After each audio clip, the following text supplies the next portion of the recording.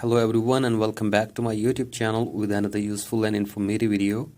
So guys, in this video I'm going to show you how to turn off setting restricted by TikTok to protect your privacy. So guys, if you want to turn off setting restricted by TikTok to protect your privacy, here I will show you how can you do this.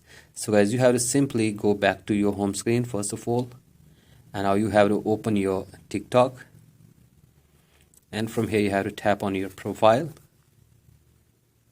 And now tap on three lines button, and now tap on settings and privacy, and from here you have to scroll it below and tap on content preferences, and now tap on restricted mode. From here tap on this, and here you can see this, the restricted mode is turned on. So if you want to turn it off, you have to simply tap on turn off, and after this you have to enter your passcode to turn off restricted mode on your TikTok account.